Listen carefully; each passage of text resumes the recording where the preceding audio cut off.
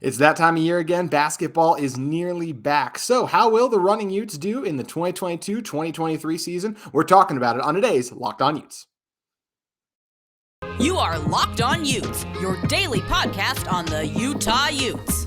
Part of the Locked On Podcast Network. Your team every day.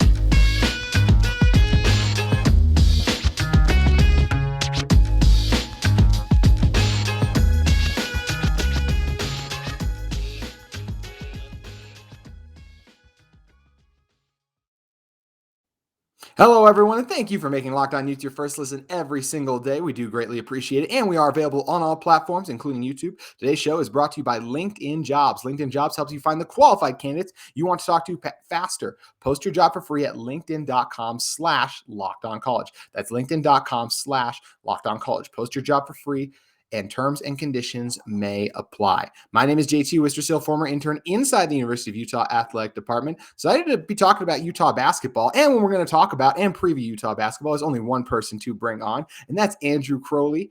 Andrew, the host of the Running Utes podcast, joins us now. And Andrew, when we're just talking about general thoughts on this Utah team, look, last year was very tough. Didn't win a game in January, 4-16 in conference play, 11-20 overall on the year. That's just not what you would like to see, but also in a first year of a new head coach, it's understandable. You saw a lot of guys transfer, go on to play elsewhere. I mean, honestly, a lot of those guys might have transferred if Coach Krzyzewski didn't leave anyways, but I feel excited for what we're going to see from this team because when you are in a rebuilding mode, a second year, you hope to see a step in the right direction. And with so many players coming back and a couple of new exciting ones joining the fray, I feel like that's the only thing you can be is excited about this Utah basketball team. Yeah, well, first of all, thanks for having me on. I really appreciate joining you today on the Locked On Utes podcast. Yeah, for sure. I mean, after last season, there was a lot of talk about, maybe the right guys hadn't quite gotten in there. They had to take some guys late. But, this year Craig's had a full off season to, really kind of get his guys in there and really start to build that. He doesn't like to use the word culture, but I'll use it. Culture there. And so I think there's a lot of room for reason for optimism this year.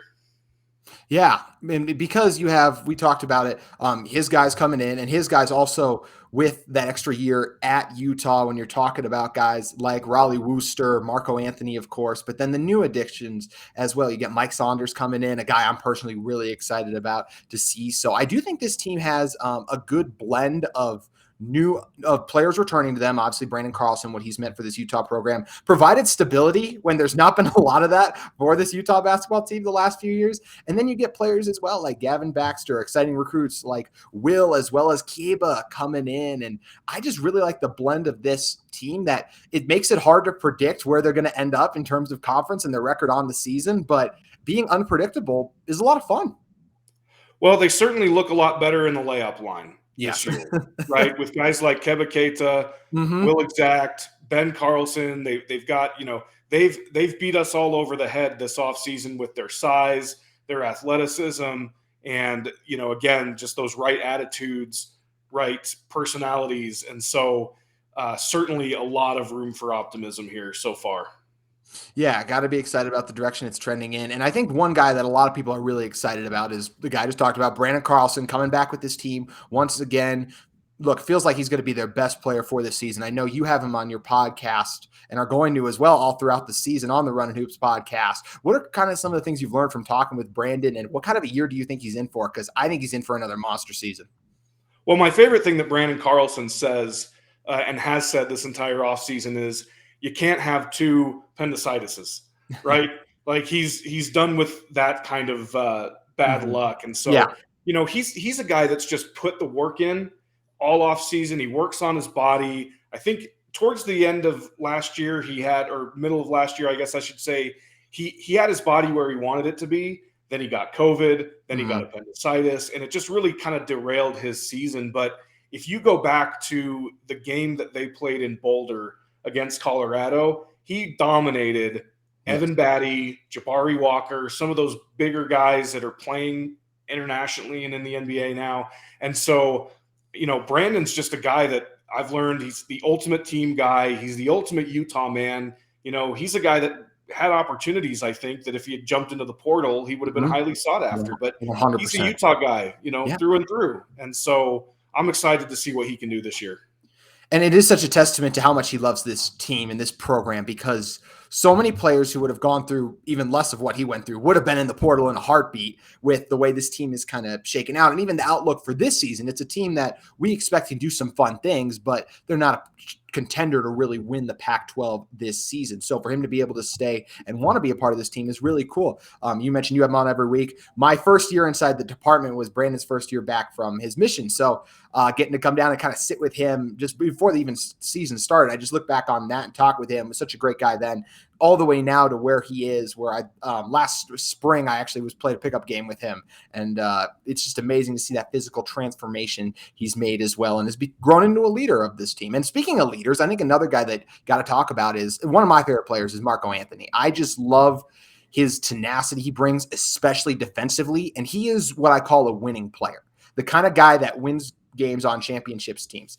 He actually didn't play, but he did win a national championship with Virginia way back as well, which is crazy to think about with DeAndre Hunter and all the guys they had, one of them being Kyle Guy, of course. But for Marco, I just think he's such a great addition. He's not going to light it up from the outside. Now, he has been working on his shot, so it'll be interesting to see how that looks coming into the season, but he's the kind of guy that's going to guard the other team's best player, and especially on the wings, and is going to be able to hang in there physicality-wise, and there's going to be some nights he just does whatever the team needs. Maybe that's score 15 a night. Maybe he finishes the game with 7 points and 5 assists, but you also know he's going to be a monster on the boards as he was all season. He's only 6'5", too, which is crazy, but because he's absolutely shredded as well. But when you look at him, he's going to go in there and just be a leader for this Utah team that I think they really need, that kind of maturity and leadership on the court. And he was another guy I was really excited about that was coming back. Absolutely. Well-traveled. He's probably 31, 32 years old now. Yeah. So, he's look, you don't just wander into the University of Virginia basketball program under Tony Bennett. That's a legit program. You got to be smart. You got to be a hard worker. And he's all of those things and more. To your point, guarded the best player on the team last year. He shut down Harrison Ingram from Stanford when they played them in on the farm. And, he's sorry, I'm blanking a little bit here. You're good. You made a joke about his age, and I totally went over my head, so I think you're okay. That's all right. But yeah, no, I just love the attitude that he brings to the table, and just love that he's willing to do whatever it takes to help the team. Yeah, it's something I love about him too, and it's great that those are the kind of guys, Raleigh Wistrcill included as well. Just Craig Smith needed his guys to help bring in his vision, and that's what it's exciting that those guys have come back for another year to just a full off season. You know what to expect now. It's a great thing to have guys like Marco coming in, who have been well-traveled, won a championship, went on a little bit of a run with Utah State, and now have been in this program for over a year. And then, of course, Brandon Carlson, who's one of the better players in the Pac-12 and has also been on Utah for a couple of years. So those are the two guys I feel like are really the established players on this team. But there's other fun names coming back, new faces onto the scene. We're going to talk about the guys we think are going to break out and really have a big season for Coach Smith and this team in a moment. But first, want to talk to you guys a little bit more about LinkedIn Talent Solutions. These days, every new potential hire can feel like a high-stakes wager for your small business. You want to be 100% certain that you have the access to the best qualified candidates available. That's why you have to check out LinkedIn Jobs. LinkedIn Jobs helps you find the right people for your team faster and for free. Guys, I use LinkedIn all the time to network, keep track of what's going on in my friends' working lives, as well as connect in the fields that I'm trying to progress in, because LinkedIn is one of the largest job sites and networks you can find. Make sure you go over and add your job to the purple hashtag hiring frame to your LinkedIn profile to spread the word that you're hiring. That's why small businesses rate LinkedIn Jobs #1 in delivering quality hires versus leading competitors. LinkedIn Jobs helps you find the qualified candidates you want to talk to faster. Post your job for free at linkedin.com/lockedoncollege. That's linkedin.com/lockedoncollege to post your job for free. Terms and conditions may apply. Thank you for making Locked On Utes your first listen every day. But for your second listen every day, make sure you guys head over and check out Locked On Sports Today for the games that matter the most to the biggest stories in sports. Go beyond the scoreboard and behind the scenes with local experts and insights only Locked On can provide. Locked On Sports Today, available on this app, YouTube, and wherever you get your podcasts. So coming back in, talking about the players that we expect to have really big seasons. And I think the first guy that I'm going to mention is a guy who, came on last year, and we didn't see a ton of him early on in the season, but then as the year got going, he really started to break out. And what's key to the game of basketball today, of course, is outside shooting. And no one on this Utah roster does that better than Gabe Madsen. And Madsen's a guy who, 6'6", coming over to this team last year, that once it clicked, it really clicked. You just remember those games where he made 4 or 5 plus 3-pointers, might have even made 6 one time. I'm trying to remember, but Madsen, just an incredible shooter from the outside. And I think another year he's going to continue to kind of grow that offensive game. And I expect him to really fill it up. I don't think he's going to lead this team in scoring, but there's going to be a lot on average wise, but I think there's going to be a lot of nights where he does end up just because he's able to provide that spacing from the outside. I also think we're going to see him attack the rim a little bit more this year. I think his mid-range game is going to be a little improved and developed. And I'm just really excited to see another year of Gabe Madsen, who is the best shooter on this team, and he's one of the best shooters flat out in the conference. Love Gabe Madsen. Yeah, absolutely. I mean, he got his early season last year got derailed a little bit by that collapsed lung, freakish thing, like all these freak injuries that happened to this team last year. But once, to your point, once he got it going, he got it going. And from what I've heard from, kind of the, as John Rothstein would say, the spies placed in practice, he's lighting it up in practice. And he's really one of these guys that's going to elevate his game this year and could be a big factor offensively for the Utes. Yeah, I think he'll definitely be a big factor for this team. Who's another guy you're looking at that you're kind of like, this is a guy a lot of people are going to be talking about as the season goes on and once it's wrapped up? Well, you mentioned Mike Saunders. Yeah. I really like what he brings to the table. He's a scoring guard. He's fast. He's athletic. And I think that the biggest impact that Mike Saunders is going to have on this team is that he's going to make it so that Raleigh Worcester doesn't have to play 30 minutes a game. I mean, he was averaging, 25, 30 minutes a game last year. And I just think that he kind of got gassed a little bit towards the end. And there were moments there where he was taking the last shot, but just didn't have his legs. And so I really like what Mike Saunders brings to the table as a player, but then as sort of the combination of that and being another guard, that's going to help Raleigh. It's going to help some of the other guys that handle the ball as well. So Mike Saunders is a guy that I'm really looking forward to seeing. I'm really looking forward to him too. And he's a guy that I hope he does win the starting point guard job personally. I just love the athleticism, the upside that he's got going for him. And just that explosiveness at the guard position is something that I really want to see. I think he's got that rare level of explosiveness too. We haven't seen kind of from a Utah guard in a couple seasons. Do you think he's going to win the job, or do you think it's going to be Raleigh? Ooh, that's tough. I mean, I think that it'll probably be Raleigh early, but he could take the job from him. But I don't even look at it as like one guy gets the job, the other guy doesn't get the job. I think that, Raleigh's going to be that steadying hand in the backcourt for the Running Utes. And Mike Saunders, I mean, you think about what they've lacked over the last several years, and it's energy off the bench, right? Somebody that can come in at that 5-6 minute mark, into the game and really, provide a spark. And so I think Saunders is a guy that could do that. But, we'll just kind of have to see. But I do think that Raleigh being kind of Craig's guy probably gives him the edge early on in that point guard battle. Yeah, it's so essential to running a system. And look, you can run it well in practice, but it's totally different when you get in a game versus a team that you haven't seen yet this season. So those are the two breakout guys we like. I'm going to go with someone else under the radar.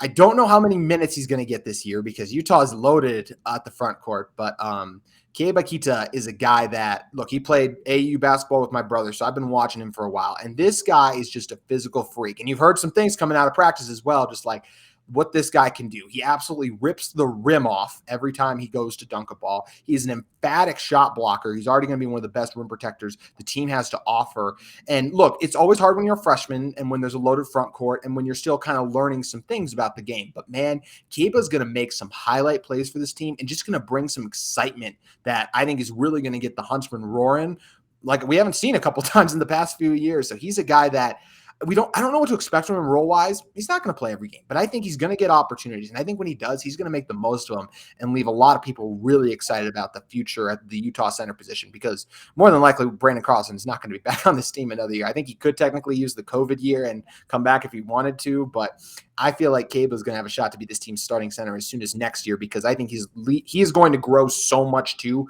by the first game to the final game. This is the most random unofficial stat that you'll hear from me on this podcast, but I think last year in the opener against Abilene Christian, the Running Utes did not have a dunk until the last 2 minutes of the entire game. Wow. And yeah, at least that's my memory, right? And I remember commenting on it. Yeah, I remember commenting on it at the time. Keba Keita is the kind of guy that, like you said, he's going to rip the rim off. He can take the roof off of a building with that kind of thing. And that is exactly what the Huntsman Center needs. It's exactly what this team needs, is a guy like that to just go over somebody, right? Make them look bad. And, they just haven't had that the last couple of years. Carlson's had some highlight reel type dunks here and there, but, Keba's just going to take your lunch money and not even feel bad about it on the court. I mean, I think that's what I'm looking forward to with him. Can I give you another young guy I'm looking forward to seeing? Yeah, definitely. Will Exact.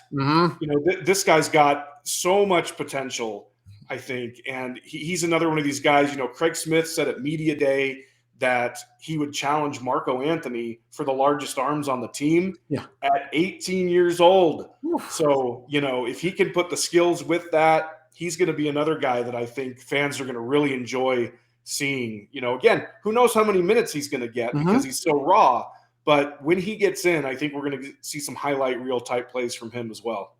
Yeah, Will Exact's another guy that, wasn't really recruited a ton by a lot of people, but really feels like he's one of those diamonds in the rough, going to come in and do a lot of fun things. And another one, as you mentioned, we don't know what to expect in year one, but I expect it to be really good things because he has those exciting moments, and I don't need him to be perfect. I think there's going to be games where he closes, honestly. I wouldn't be surprised if at the end of the season he took a starting role. I also wouldn't be surprised if he does just kind of keep that bench role throughout the year, and it's just like he's really exciting moments. It just needs to put it all together, which is something that I think is going to be fun. Now, this Utah team in general is just so much like a rebuilding NBA team to me because there are so many, what the expectations are. You're not going to compete with the best teams in the Pac-12, but I do think this Utah team's going to have a chance to get a big upset this year. Something they got so close versus UCLA and Oregon at home last year, just couldn't quite pull it off. I think that's the difference is they will get one of those at the Huntsman this year, but there are so many fun pieces on this team and just guys that are going to go out there and play so hard that you're going to want to tune in every Saturday or whatever they play on the weekday to watch them because they're going to be a lot of fun. Totally agree. Yeah, I mean, it's like we said, at the beginning, a lot of those pieces last year just ended up not fitting, for whatever reason. Right? Dave Jenkins, Booth Gotch, some of those other guys. And it just seems like everybody that's come in has come in with the right attitude. I've talked to a lot of these guys on my podcast. I know you've got some familiarity with the program as well. And so you just get a better sense that the right attitudes are there, the right athleticism, all of that stuff. And you can't help but think that them being more connected that way is going to ultimately lead to more victories, more competitive games, right? You're not going to have a 10-game losing streak like you did last year, winless in the month of January, I think is what you said at the outset.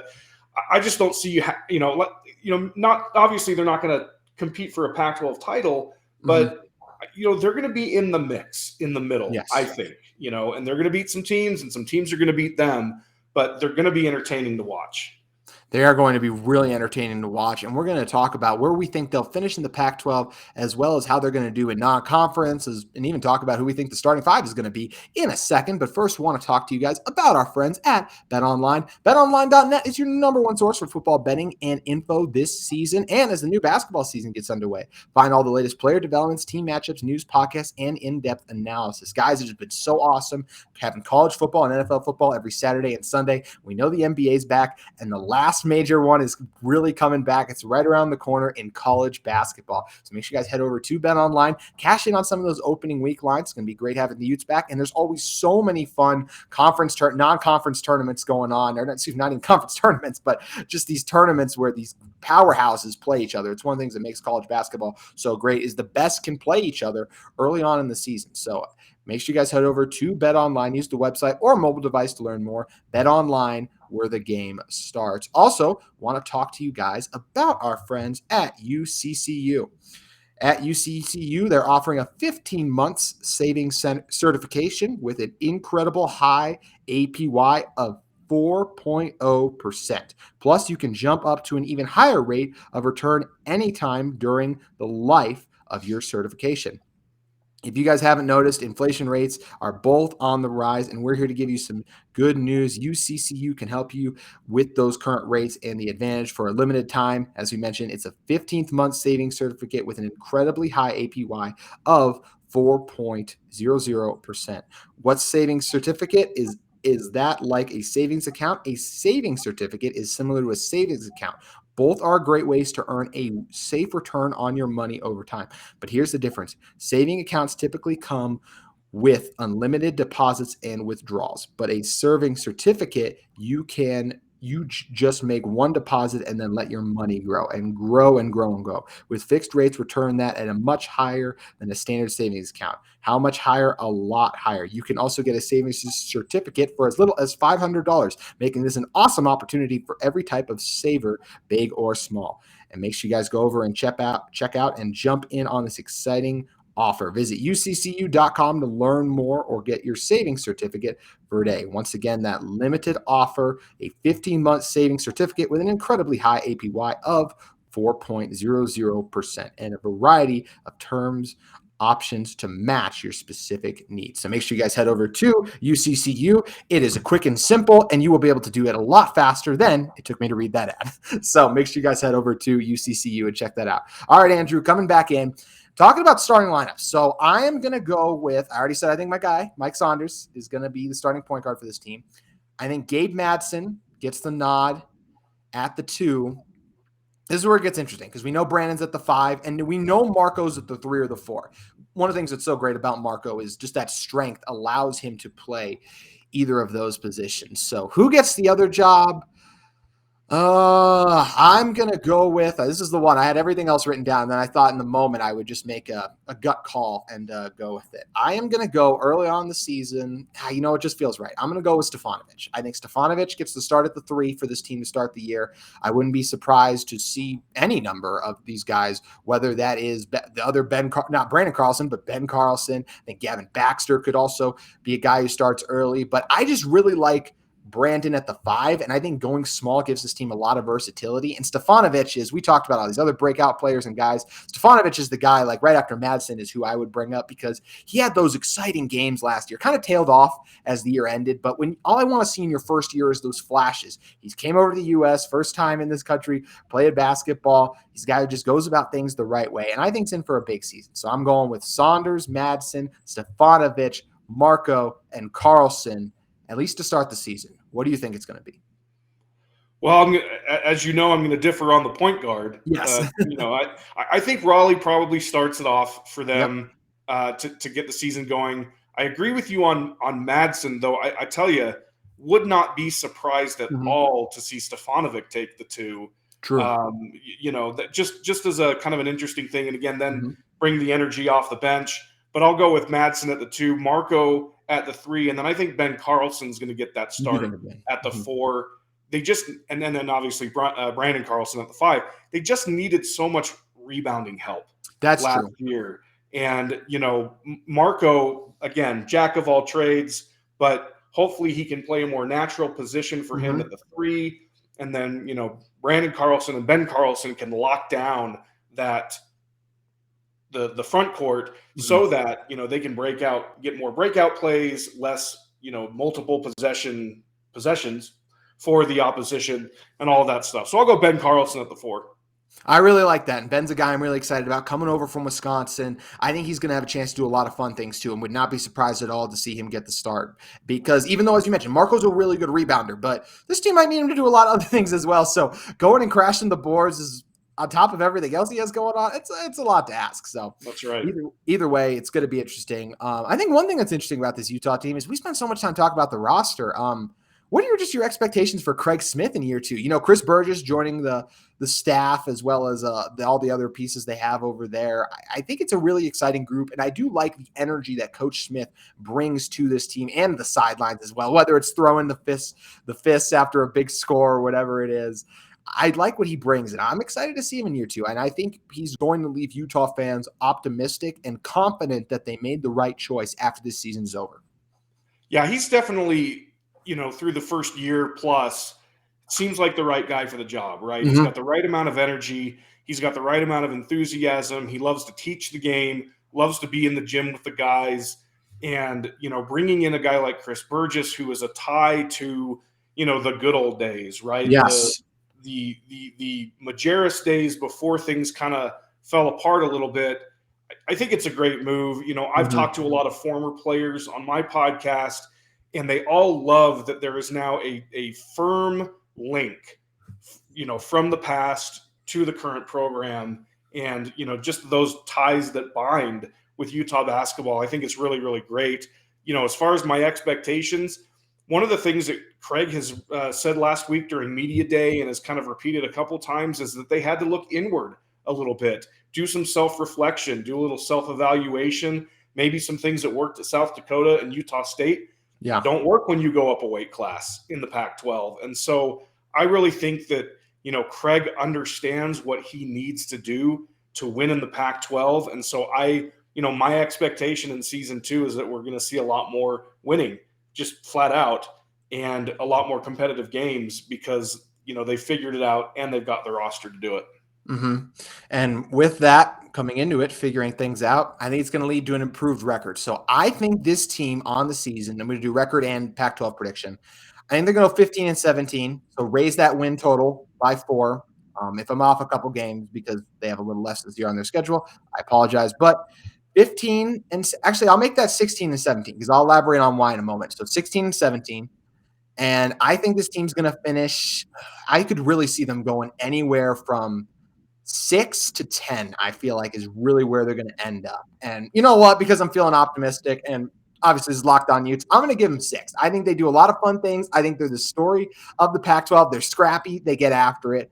I wouldn't be surprised to see them at 10. It's just hard when you deal with the conference that is loaded in basketball. This is where, look, the Pac-12 gets called the Conference of Champions. This is everything outside of football is where that really applies more overall. Obviously, we haven't seen a Pac-12 team in the college football playoff in a long time, and we'll see how that shakes out by the time we're recording this, the rankings will have already come out tonight. So it'll be interesting to see where Utah falls in those. But basketball is where this conference is really loaded. So as we talked about, hard to get at the top, but I really think this team's going to fight hard, get after it. I think they earn the 6th seed in conference play. And I think because they'll have that 6th seed, I think they're going to win a game in the conference tournament. I think they'll lose in the second round once they get against some of the little more top talent in there. But I think a win in the conference tournament will have people excited about the direction this team is heading in.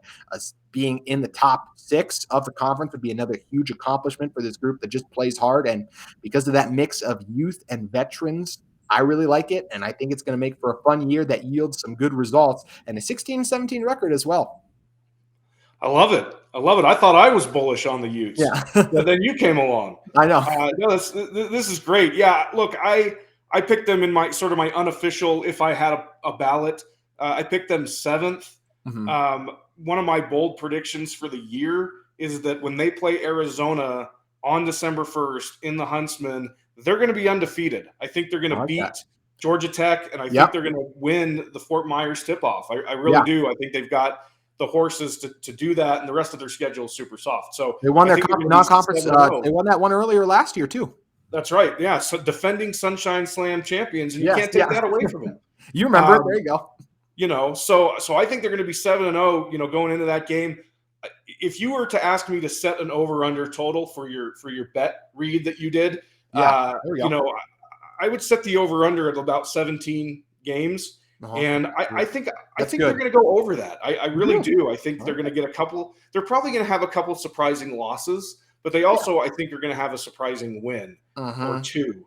And so I would put them at 18-13, 19-12, somewhere in there. Huge jump from an 11-win team, and I think they can totally reach it as well. Yeah, it would be a huge jump, but the more I look at this non-conference schedule, the more I think that the only game that may be completely out of reach is TCU.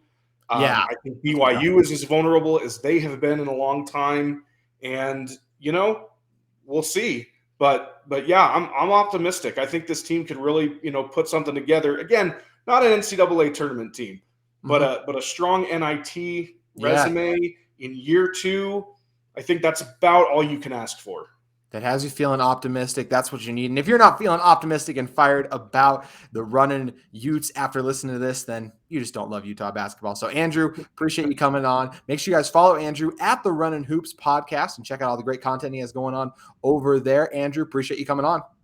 Hey, thank you for having me. Go Utes. Go Utes. There's no better way to end it than that. So thank you guys for listening to Locked On Utes. We'll have some fun stuff the rest of the week too, talking a little bit more about Utah's game against Arizona, and including a crossover with Locked On Wildcats and a couple more game previews, as well as reactions to Utah's ranking in the college football playoff poll. So it's going to be fun to talk about it all, and we're doing it here on Locked On Utes. Also, want to remind you guys that thank you for making us your second listen every day. But for your first listen, check out Locked On Sports Today for the games that matter the most to the biggest stories in sports. Go beyond the scoreboard and behind the scenes with local experts and insights only Locked On can provide. Locked On Sports Today, available on this app, YouTube, and wherever you get your podcasts. Thank you guys once again for making Locked On Utes your first listen every day, and we'll see you tomorrow.